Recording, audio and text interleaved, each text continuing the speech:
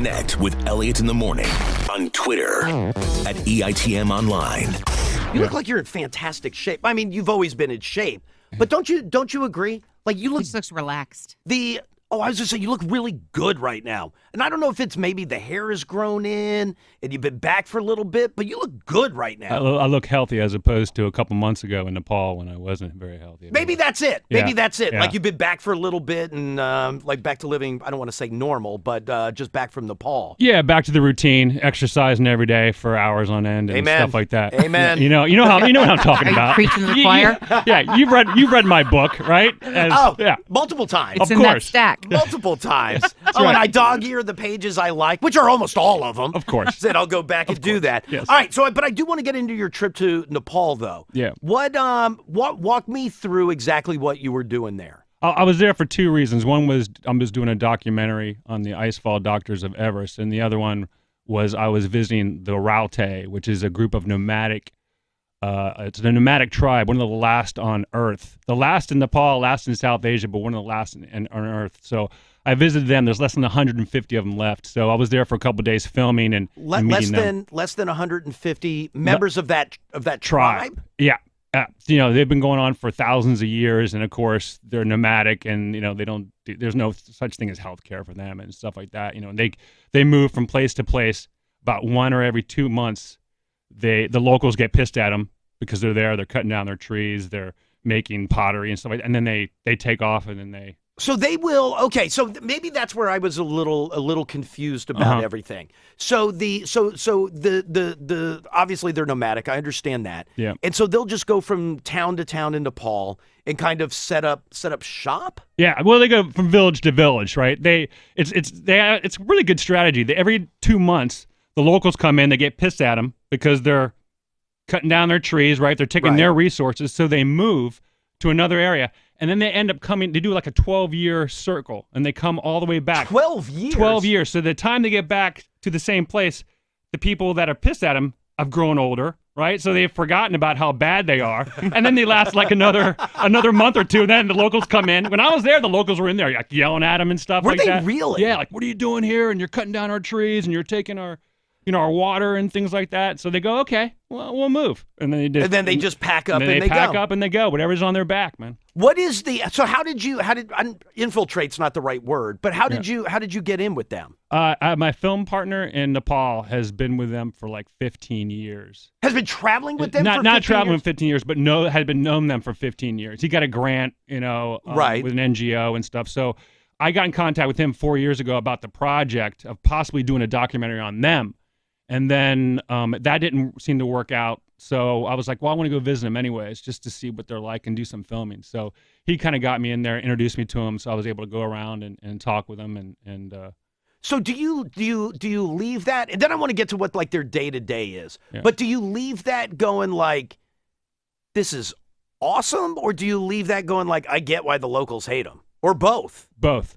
Yeah, you get why the locals are pissed at them, right? They're coming in, they're cutting down the most perfect trees to make their bowl so they can sell it, so they can get money, to live their life, because they don't farm, they don't do anything. The only thing they do is they eat eat monkeys. So they'll go out with these nets and they'll go and catch monkeys. That's the only food they capture is monkeys.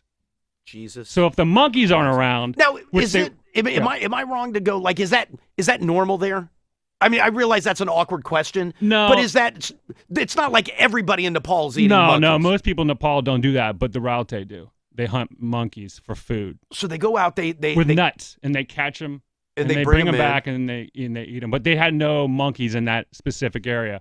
So again, some of the places where they stop, that's where the monkeys are in the trees, and they'll go hunt for them. But if not, they have to sell their bowls.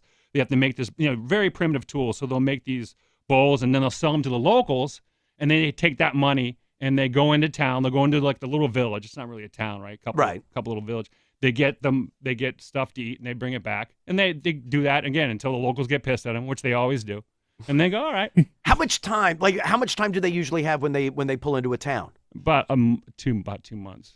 2 months, and then you got to pick up everything you have. And they get they don't have much though. No, they don't have much, and they're just so like, whatever. Are they happy? They live day to day. They seem very happy. You know, they just live in the moment. They're not Buddhas, but they act like it. They're just like, okay. You know, I visited this one family, which we filmed. Their daughter died at childbirth. It was terrible, right? 2 months ago. And their attitude was just like, it's terrible, but okay, whatever. Like it was meant to be? Yeah. They're just, okay, we'll just move on. You know, no, maybe a day of mourning. Right. But then it's just, they were like, okay. That's just part of the deal. That's just how it happens, and then we just pick up and we go. Yeah, and they don't seek medical attention, so these kids have got like these bumps all over them. So I was talking to my buddy, I was like, can you ask them, does this happen a lot? And they go, yeah, sometimes it will go away, sometimes it doesn't. So they're just. But but it's easy for us to go like, that's horrible, you should go see a doctor, or you should go get help, or whatever it is. But is it, I don't. Do they just not know any better? I think they. I mean, they are interacting with people, so I mean, they know that stuff. It's not like they're completely cut off from the world and there's no human interaction. No, there is definitely human interaction with the town, and I think they think they're special, right? Because they're one of the last nomadic groups, so they know that they're significant because everyone in Nepal at least knows who they are. Maybe 5 or 6 Westerners have ever spent any time with them. So it's very rare to spend time, especially, a 6'4" redheaded guy, right? They're freaked out about seeing someone like me. I'm coming in there and they're like, Run, whoa! It's the fuzz! Yeah. Either that, yeah.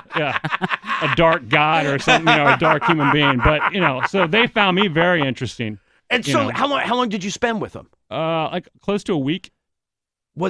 Did it seem like a month? Yeah, but and part of Nepal was really hot. So as you know, I'm not a big fan of heat. Right. So I was just like, it was miserable. And there are flies everywhere, flies all over their food, flies on the kids and stuff. So and it's very dirty, right? They're just like, whatever. Well, I was looking at, there was a picture I was looking at. This, I don't know if you can see it around on Tyler's computer. So there you are. You're very easy to pick out in the photo. Yeah. And it's He's the one with pants. Okay, that is how that man wears pants. I know. Earlier today I misspoke and said it was a diaper, but it's more of like a loincloth. That's not a bad idea when you're climbing. and then but like no shoes, no nothing, and he's just like under a lean-to of like a tarp or something. That's the couple actually that lost their kid. Oh, really? So I was talking with them. We were filming that, and then we stopped and took a photo. And that's the couple that lost their child, 2 months ago. But how long? And I understand they're going to be in this town set up like this for a month, 2 months. Yeah. They've been living like this for 15 years.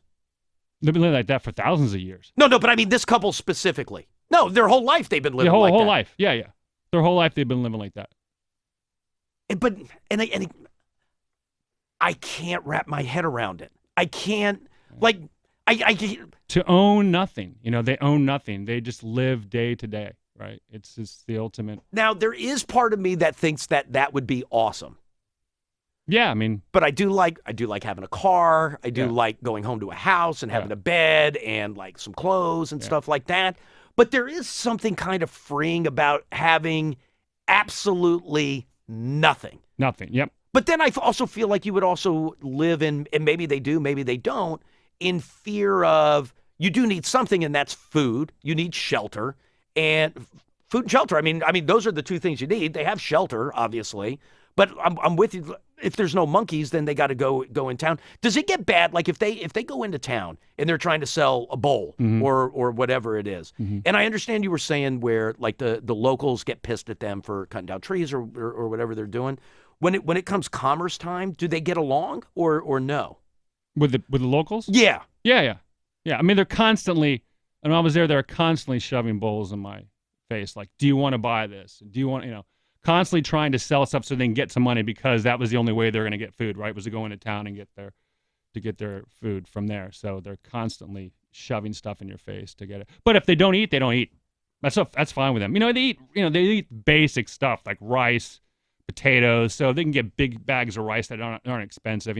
They go into the woods. They get the leaves, and they get not leaves, but lettuce and stuff like that, and bring that back, chop that up, herbs and stuff like that. And if they go a day, 2 days, and they're just like, they're fine with it. I was hoping that when you came upstairs that you were going to meet the Roy Rogers people from downstairs and bring the chicken up. I was like, oh my God, I hope Sean has the food. Please bring the food. I'm That's starving. why you wanted me up here. Yeah, that's right. Get him up here fast. Oh yeah, and the food too. You should tell the people in Nepal about the biscuits. Yeah, I know. That's true. So what are the numbers? You started by saying the numbers keep dwindling. Yeah, less than 150 are left. So there's less than 150. Yeah. How long do they think that lasts? Whatever, how long it lasts. I mean, they don't marry outside, right? So they inbreed within the tribe.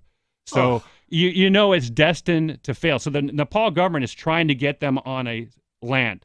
Say, here, we're going to give you this land. We want you to farm. They're just like, no, we've done this for thousands of years. We've always traveled around, and we're going to continue to do that. And they refuse to do it. And so if they know that the numbers are going to, let me back up for a step. Do people ever leave? Like, are there members? No. Come on. There's never been one. Like, what is the like the Amish or something? Amish? Thank you. The like Amish. Yeah, like it's Rumspringa and everybody goes. It's not like that at all. No, not at all. I asked that to my buddy, and he was like, they don't leave. Nobody leaves. No one leaves. The what do I call it? A tribe? The tribe. Yeah. Nobody splinters off and goes, you know what? This is not for me. Nope. Not a single person. So if the numbers keep dwindling, at some point the tribe goes away. Yeah. And they're just like, okay, well that'll be it. Yeah, I had long talks with the leader, and he was just like, this is the way it is. They're very proud people, so they're just like, hey, if it happens, it happens. It's the way of our gods, How does the guy become leader? There was another leader, but I think they nominate a leader. But everyone has equal say. Like the women have equal say with the men, so that's very interesting as well. Everyone has an equal say on what goes on. Where the leader says, okay, we're gonna move, but outside that, they all have equal say in what goes on within the tribe. Does everybody have a job? No, they just sit around. They do that. No, they do the wood stuff. But here's like when I was there in the morning. Oh, I'd be so goddamn bored. Yeah, when I was in there in the morning, they're just sitting down. Like the one guy was sitting down eating a banana, and the kids were jumping all over him, and he was just like, all right, whatever. And so I'm like, what do they do all day? They just chill out, And so then I brought a drone. So they had never seen technology, so I brought a drone. So I was really interested. I was going to ask that. Do they have any idea what technology is? They were freaked out. I put a drone up. Have they ever seen a TV? Oh, yeah, they've seen TV because when they go into town. Yeah, go into town. Yeah, and that's not enough for them to go. And they've seen the phones and stuff like that, but they've never seen a drone before. So I was flying a drone like right over there. They probably thought it was a UFO. Oh my God, the footage is hilarious. Because they're looking up, going, oh, they're scared, but they're also like, what the heck is this? And I'm like, woo, and I'm flying over their, their little village there and stuff. So like, but like when they see a phone, they don't covet that. No. They don't want it. They don't. I say, do they want the technology? No. They look at it. They admire it. They don't understand it. And then they move on. Okay, but I didn't understand it until I got my hands on it. Now I understand my phone. I know what I'm doing with it. Yeah. I can't. I envy. There is part of me that envies their life, but I can't wrap my head around it at all. And I mean, obviously, because I don't want to say we're spoiled, but this is how we live, and that's how they live. Yeah. But I can at least look at them and go, you know what? There's parts of it. Like, I don't like the idea of, like having bumps all over my body and stuff. Laying around all day seems pretty cool. But they don't covet what we do at all. Yeah. They know they're a special people because people know the Raute, because they're nomadic, because, again, one of the last tribes on Earth like that. So how many did you say there are? How many tribes like that exist? They're the only one in South Asia, definitely the only one in Nepal, but I don't know how many there are, but there's not many left. I mean, I'm sure there's some in South America, like deep in the Amazon and things like that, but not anymore, especially around that area. There just aren't ones that are nomads who really just travel around, who have no set home, who carry everything on their back, and they leave, set up a little hut, little blankets and stuff like that, and then they... What'd they think of you? And I think they saw me as an opportunity, maybe to either, get some money off me or something like that. Or, they definitely thought I was interesting just because of the way, I have tattoos all over me and things like that. So I was showing them a tattoo of Nepal and saying, hey, this is where you live. Right. And I saw that. There's a video where you're talking to a kid. Yeah, talking to kids and saying, but, they're just, all right, whatever. I was trying to get some reaction out of them, right? But they're just. So then let me ask you this: what is the other than to show who they are? What's the point of the? They don't want help.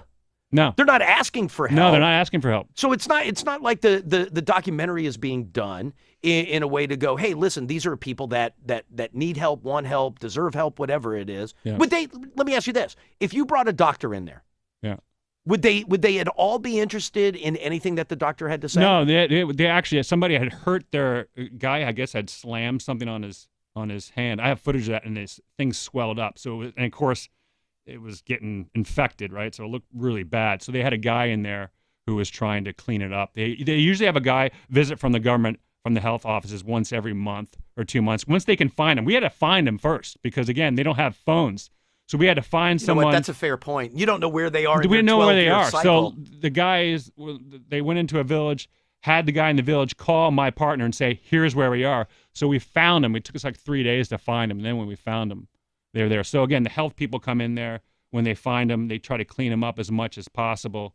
And then, they go on their way. So then what's the, other than, is it just exposing who they are? Or just that this is their life? Actually, the documentary is not on them. The documentary is going to be on the Icefall Doctors of Everest. And what is that? What is that? The Icefall Doctors are the ones who fix the lines between base camp and Camp 1, the Khumbu Icefall. The most dangerous part of Everest on the Nepal side is right there. More deaths occur in the Icefall than anywhere else on the mountain. Right. Now, why is that? Why is that? You've climbed Everest how many times now? 1 for 1, man. That was it? You only went that once? Yeah, 1 for 1. Oh, I thought for whatever reason, I thought you did more than that. No, when I was up. Did you run a marathon on Everest and then scale it up I and down? ran a marathon. Did you do it on a bike? No, the marathon was at the North Pole. Oh, okay. Yeah, okay. Well, no, when I was there, it was a freak show in 2000. But you went by yourself. I did by myself. That's right. Yes. You went by yourself. Yeah. That's idiot. Yes. So you went by yourself. That's right. But why? What is it like? What's the ice falls? Walk me through that. Yeah, Icefall is the most dangerous part. So it's these seracs. It's constantly moving and shifting. So when you go through the Icefall, you have to go over these huge crevasses. You have to go over these seracs, and it's constantly moving down. So the seracs could break at any time. That's why all the deaths that you usually see, like the avalanche occurred there. Right. A lot of the Sherpas that die there occur in the Icefall. So the Icefall doctors, their job is specifically to fix the lines between base camp and Camp 1. That's their whole job, and then they're in there all the time. So most of the deaths. So the off season, if you will, they're just fixing lines and fixing lines and during fixing the whole lines. season. They have the most dangerous job in the world, and no one's ever heard of them. Right. Yeah. And that's their. And what's the distance between base camp and Camp 1? You go from 17.6 to 21.5. So it's maybe Right. Well, you do the math. Yeah. And is it how steep? How steep? It's pretty steep. Yeah, I mean, you're going. We have ladders that you go straight up, and they like 4 or 5 ladders that they'd string together. And what year did you do Everest? 2003. 2003. So that's a decent amount of time ago. Yeah. Do you, as the time goes by, like anytime you do something, like obviously, I don't want to say the memory fades. Obviously, you remember it. Mm-hmm. But do you is it still very vivid, the memory of being up on top of Everest? Oh yeah. I mean, the whole process, especially when I went back into the Icefall when I was just there. I went into the Icefall to film and stuff like that. So it all came back. It all came rushing back to me. I mean, it was nice to actually be back there. I felt really good because no one was there. I was the only one there, me and my filming partner. No one else was there. The whole season had closed, right? Right. So it's just you and the Icefall and guys. I love that because it's usually packed. Right now, as you've seen in the news, it's becoming more of a freak show. It was bad when I was there. That's why I don't like to go back. Is because there are people there that shouldn't even be there. Yeah, no, I want to get into that a little bit later on. So if the whole thing is on the, what are they called, the Icefall Doctors. Doctors. Then how does this nomadic tribe fit into a documentary on the Icefall Doctors? It doesn't. I was 2 separate expeditions. Oh, so you were just like, well, as long as I'm here, let me go hang out with the nomadic tribe. Yeah. I want to film them and stuff like this because I was interested in them also because if there might be a chance for within the TV series that I'm working on now. Right. There might be a chance to do that. So, and I always wanted to visit them. Again, not maybe 5 or 6 Westerners have ever even seen them, spent time with them. So I was like, well, this is an opportunity. Not many people get a chance to do that. So I feel very fortunate, to be able to do that. And what is I don't know if they've been able to figure out as the numbers dwindle. Yeah. If you had to guess, how long do they survive? I had 50 years. That's it? I would say 50 to 100 years, maybe. maybe. I mean, 100 years seems long. 50 years 50 seems years. like it's probably pretty more quick. realistic because they're not, they don't live to be old, right? They're What's the average life? I don't know. I'd probably say in their 60s, but that's kind of average in Nepal, right? A lot of people in Nepal, they're smaller and stuff like that. Again, because of healthcare and things like that, their diet's different. It's a totally different world. Especially in third world countries, it's a totally different world. What did you eat when you were with them? I ate dalbad. That's like the Do staple. what? Dalbad. Dalbad. Dalbad. Yeah, which is like lentils, rice, very basic vegetables, whatever vegetables that are in season. Don't you eat like 5 gallons of peanut butter a day? I eat a pound of peanut butter a day. That's right. I'm still doing it. Man. I still do it. I'll do that today. Yeah, I am. So you didn't stroll into the village and with go peanut like, butter? "Hey guys, hold tight. This is Jif." Sure. Oh, you don't even eat Jif. You eat like the natural, the oil and garbage Diana's, stuff. all natural. That's right. Yeah. Even they were like, "I'd rather die off in 100 years than eat this garbage." Yeah. No, I didn't have peanut butter with me, so I was jonesing a lot of the time. I was twitching, I was only able to eat dalbad every single day. But it is possible though with the documentary, if they're going to be gone in let's even say it's 100 years. Yeah. It may be the only footage of them that exists. Oh yeah, that's why. Pretty remarkable. Yeah, I mean, I definitely think there's something there. We had a lot of interest from Hollywood before. But did you really? Yeah. No Well, I pitched the Raute about 2 years ago. And then, so we had a big production company that was involved with it, but then something didn't work out. It's a long story. So I was like, well, I still think there's a story there. So that's why I went there to see him film it and say, all right, let's dive deeper into this and see if there's not, maybe an hour special, but maybe a full-length documentary. As somebody who is forget the fitness part of it and being motivating like that, but part of your whole thing is being a very motivational person, being a motivational speaker. Yeah, that's what I do for a living. Right, and talk about consultant. Setting goals and working hard and striving towards them. Mm-hmm.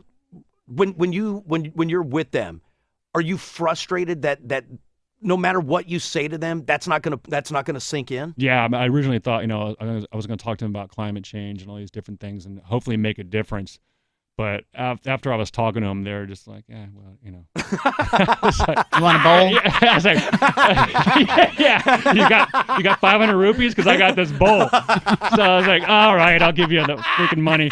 But yeah, it was like I imagine you came back with like a yak just covered with bowls. No, just one bowl I can get on. But I did get a big bowl. Yeah, I had brought one back. But yeah, it was almost like a challenge. Like I'm going to try to get through to these people. The ultimate challenge, right? Can you get through to the Raute? Right. But they were just, What are the kids like? They look like little Jedis. They have these white cloaks. Right. And they're just kind of like floating around, right? Because they have this long coat. You can't really see them. And they're just floating around and they're just having a good time. They're laughing. They seem very happy. Were they intrigued by you? Yeah, they were. For sure. I mean, they follow you everywhere you go, right? I mean, that's usually the thing in Nepal. I mean, the area I was in, no one had ever even seen a Westerner, ever, because it wasn't a place that tourists go to. Right. So everyone follows you around because they're interested in seeing what this tall guy is doing here. Out of curiosity, out of fear, out of opportunity? Like what part is it? I think curiosity more than anything. Yeah, for sure. What are you doing here? And looking you up. I would and down. imagine you also have to overcome a decent amount of trust from them. Yeah, in a sense, Yeah, I guess so. I mean, I never. Yeah, yeah, a little bit. Because like you said, you're a very fit person. You're big. Yeah. You're again covered in tattoos. We could look at them and go like they all mean something. Yeah. But if I'm just a tribal guy living under a hut, I could look at you and go, this guy's scary looking. Yeah. You don't have long hair, but your hair's grown out. Yeah. You could think somebody's coming in. They don't have much. But you could think somebody's coming in to completely wipe you out. Yeah, but I came in with my film partner, right, who's a really, like, if they could take someone from the outside world, they would take him. He's a very giving person. He's helped them out many, many years. So he had kind of built a relationship. Yeah, that's the whole thing. As I came in with him, if I came in by myself, they would definitely be freaked out. But since they saw me with him, right, it made it a lot easier. I let him go in first and then kind of say, okay, this is my friend. He's going to come in here. We're going to shoot, he's going to talk to you. We're going to shoot some video. We're going to spend some time. Do you feel like any of them were overacting for the camera? No. They don't care. No, not at all. No, at all. I mean, one lady she had just lost her husband, so she was, Jesus Christ, Burch. No. So she had been drinking for like 2 days straight. So now we're talking. So I was trying to film her, and she like threw a rock at my camera, and all the rest of them were like, "Oh, we're so sorry" and stuff like that. And I was like, "Hey, cut her a break." Yeah, I was like, well, whatever. It didn't hurt the camera, and I was like, I understand, But she was just like, because I'm filming her. I didn't know, because I don't speak the language. Right. So she was just sitting there, just kind of, just sitting there in her misery, drinking, and then she just suddenly just picked up a rock and threw it at my camera. Can I ask her? Can I ask you not an insensitive question, but like her husband had just died. It's 2 days later. Yeah. They didn't take him to the hospital and No. unfortunately didn't make it. No. Did he just die there with the group? That's a good question, because what they thank do is you. they'll burn the body, and then as soon as someone dies, they move. Whatever it is, they move, even if they've been there for a couple of days. If somebody dies in the tribe, they have to move. And you said they burn the body? Yeah, they burn the body. Oh man! And what is the feeling of why they have to move? Bad karma. Bad karma, bad luck. Yeah. So as soon as it happens, they have to move. Yeah. Oh, that's horrible. Yeah. Horrible. Horrible. But that's just the way that's the way they do it. You're so you're just. I mean, you just so go with it. But that's their life. That's their life. They've done that for thousands of years. So it's like, it's the process, the life, right? So again, that's one of the things I want to learn from is any way we in a Western life we can take something from that, right? Like you said, you like the cars and things like that. I like to have my peanut butter. Right. I like to have certain things, but you got to just respect how they look at life, because they're all look cheerful. They all look happy. Well, that's what I was and that goes back to what I asked you. It's like I get where you were like, whatever.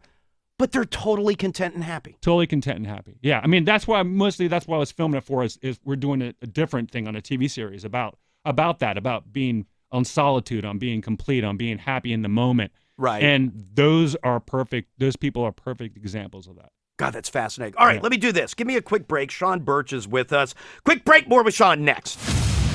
Elliot in the morning. When was the last time you had fried chicken? Fried chicken? Yeah. Ooh, with the skins on and stuff like that? Oh, my God. 20, 30 years? 30 years? Yeah. So it's like the worst thing you've eaten in recent memory. I had a raspberry that had a little bit of mold on it. What do you mean, most unhealthy thing? I mean, Yeah. Doll butt. I'll No. answer that. I remember this specifically because I got back and I celebrated my birthday late, so me and my son ate a whole cake together. Was it a real cake? Yeah, it was like one of these ice cream cakes that my mother got, and it was good. So we started eating, and my son's like, "We got to finish it off, Dad." So I'm like, "All right, son, let's." I'm about setting goals, right? So I'm like, "Okay, there's a cake, let's eat it all of it." But I won't, I don't eat dessert, so I won't eat another thing like that until I'm not next a big year. sweets guy either, know. He's a tender guy. Yeah. He's a chicken tender guy. No, but then Soft Sean side. gets into this thing. When I go to a speaking gig, I'll go to a grocery store and I buy food there and I take it back to the hotel and that's what I eat. No, when you're away, that's when you go to like a restaurant. Yeah, I mean, I was out in L.A. The production teams, I was pitching like Nat Geo and Netflix. They're like, yeah, here's the restaurant to go to. I go, no, I'm just gonna go to a grocery store. What? They're looking at me like I'm some crazy. I'm gonna go to the grocery store, get a whole chicken, bring it back, and I'll eat that and some vegetables. And they're just looking like, what are you, crazy? Where are you cooking it though? Well, you get the whole chickens that are already cooked. Oh, Pre-cooked. so you'll eat a rotisserie chicken? Yeah, but I take off the skin and stuff like that. Yeah. What's wrong with the skin? They say that's the best part. No. Oh, and when it's fried? No. You take Sean. off the skin, and that's the healthy part. And then I put hot sauce on it and just eat like that with some vegetables. I'll just get some like peppers or carrots and just eat it like that. And I'm happy. Have you ever had a big cheese omelet? Big cheese omelet? I'll have an omelet, but not with cheese in it. Spinach, tomatoes, egg whites only. That's right. That's correct, Elliot. Got to stay in shape. To spend time with a Raute. Oh, I'm in shape. Yeah. I'm in shape. I look more like Raute than you do.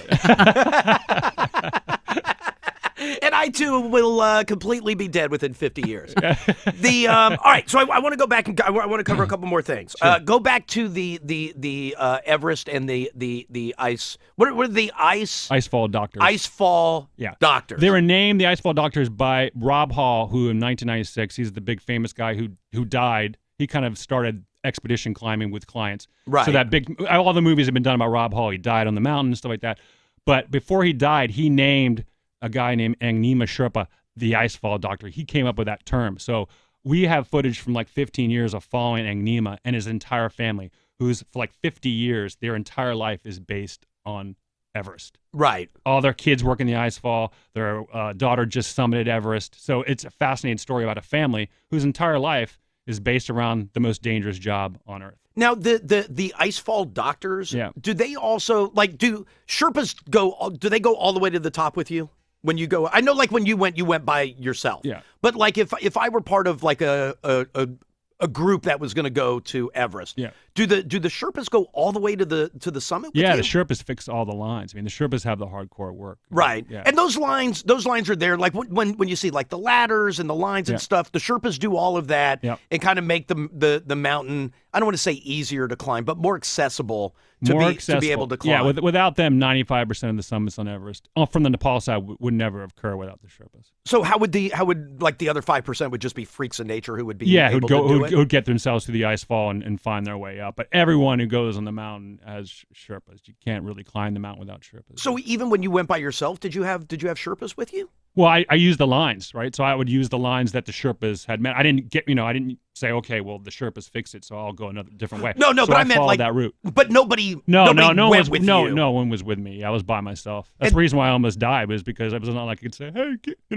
help me down, Sherpa. Tumba, help me down. There was no one. I was kind of like, talking to myself. You better get yourself down because, But and maybe it was you who told us that getting up there is hard, obviously. Yeah. You get up, you're on the summit. It's very emotional. You're up there for I don't know how long the average person gets to stay up there before the log jams that you keep seeing.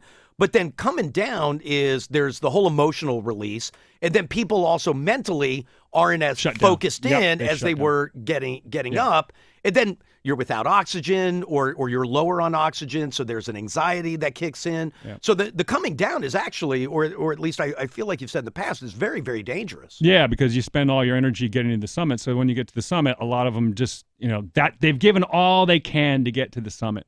And then they get there, and on the way down, they just kind of lose it, And I mean, that was one of the things. I sat down in the snow at an area called the Balcony for about 3 hours, and what is the balcony? Balcony is a section on the way to the summit. So I'd gotten down past the Hillary Step and gotten down to the balcony, and then I was sitting there for about 2 or 3 hours just trying to get the motivation to go down. And I was like the last person to come into camp. I came in at like 9 o'clock, and I was just happy to get down there. I almost died in the tent because I was trying to boil water, and I passed out and I woke up. Did you really? Yeah, I did it twice and passed out both times, and I woke up and the whole, the water had dissipated, right? And then I just was like, I'm going to burn down the tent and kill myself. So I just went to try to get some sleep. When you see like this year, and I feel like every year it turns into the same thing, like, well, it's worse this year and it's worse this year. Yeah. And this year, like the lasting photo of Everest this year is the traffic jam of people that were just,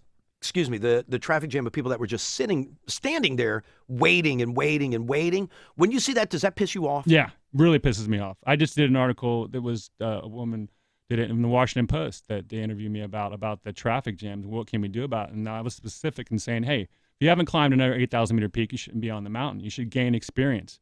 You should know how to put crampons on. You shouldn't say, okay, well, if I don't, if I have a tough time, my Sherpa will help me. Right. I hate people who do that. That's why I kind of got away from, I did Everest a long time ago. That's why after I got done with that, I'm like, well, I'm going to go out and start doing things where no one goes, because at least there I don't have to worry about these traffic jams and people who don't know what they're doing.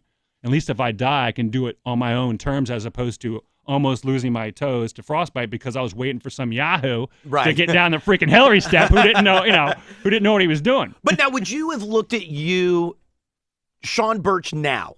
Yeah. Would you have looked at the Sean Burch who summited Everest and said, you shouldn't have been there? No, I climbed an 8,000 meter peak before I was in there. Right. Just another dude. So I felt at that time I was ready to climb it because I'd done an 8,000 meter peak, because I'd only been with another climber. We didn't see anybody for 3 days. It's a mountain called Shishimpangma. So we got there at 9 o'clock at night. We almost died on the way back down. So I had built up that confidence. And the guy I was climbing with had climbed K2. So I got back down and said, hey, you know what? I want to climb Everest. I want to climb by myself. Do you think I'm ready? And when he said, I think you're ready, Sean. So I was like, all right. That was like the go ahead to say, I'm going to do it. Right. Yeah. So, but the people now, a lot of it is like they keep saying it's the Instagram moment. Here I am on it's top pathetic. of It's Everest. pathetic. Yeah, it's one of the many issues of social media is you get guys there and say, "Wow, it'd be great to climb Everest," Right. and they haven't put in the time. So you get the guys who really have put in the time, who've really worked at it. They're the ones that I think in the end suffer because you get the other people there who don't deserve to be there. Frankly. So then two things. Number one, how does that change? Does it change? Yeah, well, they implemented a policy just recently, like last 2 weeks ago, in the Nepal government about you have to have previous experience above like 6,000 meters. But I think I don't think that's enough, and I think they're going to treat it too lightly. In China, from the China side, from the north side, you have to have another climb to another 8,000 meter peak. Right. So which is the right thing to do, right? You have to have experience. But in Nepal, it's again, it's third world country, so they're all about, hey, let's get them. We need some money. We need some money, of sure, course. and that's their bread and butter. So I get that part, but at the end of the day, more people are going to die, and especially with climate change happening, that's one of the reasons when I was in the icefall, it's gotten so bad now that anytime you go through the icefall, used to be like you can go 4 o'clock in the morning, it'd be frozen, you'd be kind of safe. Now it's constantly. Seracs are breaking off all the time because it's so warm. And when you say seracs are breaking off, those are like just big like ice formations? Yeah. Right. So, and I was going to say, I was watching a video that you had posted, and maybe it's a clip from what you're filming. Yeah. But it looks like it's like just running water. Yeah. Yeah, that was within, 2 weeks after base camp had closed. It was freaking a stream. It blew me away how bad it was there. And the whole area had been just divoted out, and it was just total, almost again rivers going down because again the water's coming down from the Kumbo Icefall going down into the valley. Right. So what does that look like 10 years from now? Yeah, exactly. Who knows? Right. So that's so what do they do to help fix that? What do we do to help fix that? Well, I mean, you're talking a lot broader, context of saying about climate change and doing something about it. I don't think anything is going to really change, and I think people are going to continue to die on Everest, and that's just the way it is, right? I mean, I don't think Nepal is going to really do much about it to change, hopefully, but I don't think they will. Right. What are you? Well, a couple of things, because then we were also talking about something during the break where one of the things that you're working on is solitude. Mm-hmm. And like people like yourself who just go out on your own, by yourself for, could be months on end, without really having much, if any, interaction with people. Yeah. That's fascinating to me. Yeah, a woman who sails around the world by herself, right? A person who goes up into Maine. But why is it when I hear that I go, well, that's stupid. Why would you? You shouldn't go sail around the world by yourself. It's very unsafe. Well, if you have the experience. It brought me back to what we talked about. Well, I would say the same thing about you. You're stupid. You shouldn't go do this by yourself. Yeah, I think a lot of people may do that, but that's how I learn. That's how I grow as a person of what I'm made up inside. And I don't mind being by myself. I'm fine being content in solitude. And I think you can learn a lot from people to do that because everyone's on their phones. Everyone's afraid to be alone, to be in their own mind, right? They're constantly checking whatever it is, just scroll whatever it is.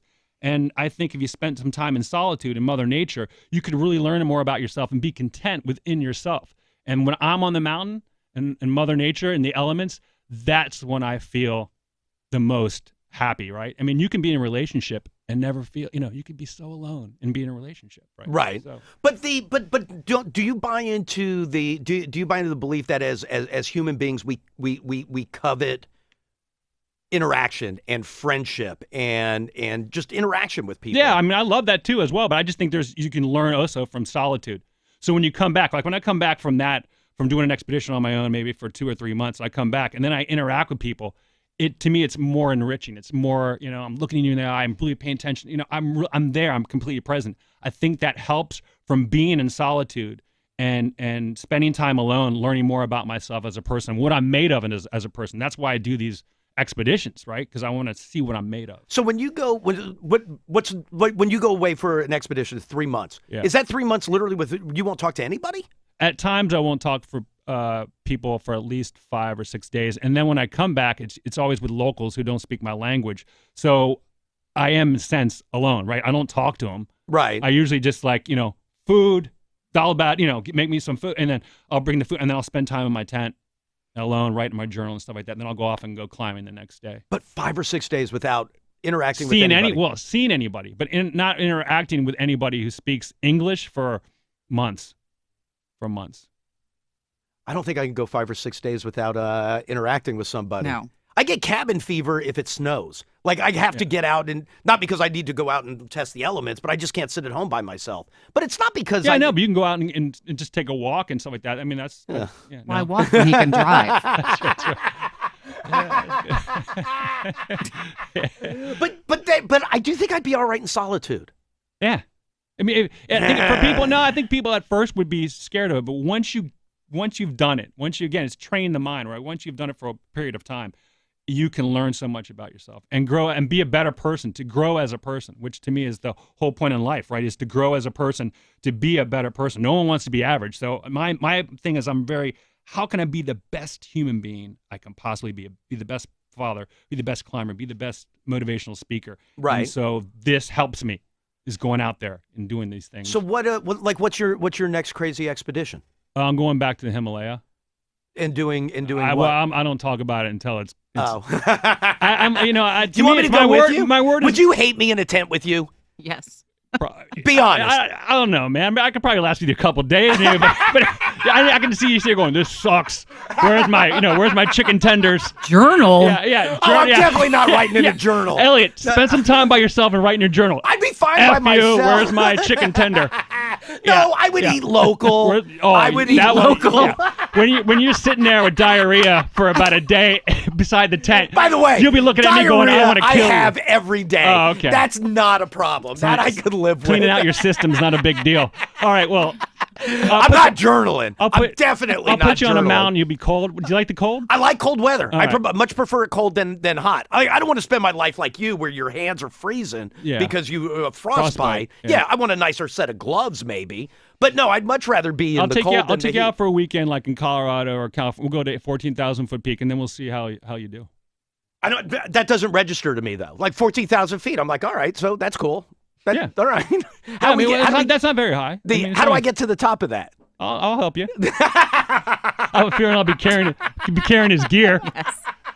How long have we? You know what? Like that little kid. How long have we been gone? 10 minutes, Elliot. All right. Can you take my pack, you son of a? Okay.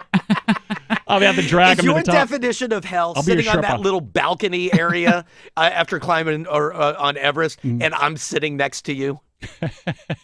Well, you're so hypoxic at that time. The idea of life and death is, you're just trying to. You just don't even care. I just feel like you just reach over and go goodbye. Yeah, I'd shove you off the mountain. Well, it would be as easy as that. It would be because your mind's not really together. So I wouldn't want to be up there with me. Yeah. So now, will you say when you go to the Himalaya, or you don't talk about it? Yeah. Like I mean, I'm going within the next year. I'm just planning it out right now. Logistically, it's always tough because I usually go to very remote areas. Right. And then are you going by yourself? Is this like another solitude thing? No, I'm always with a group. I'm always with locals, right? So.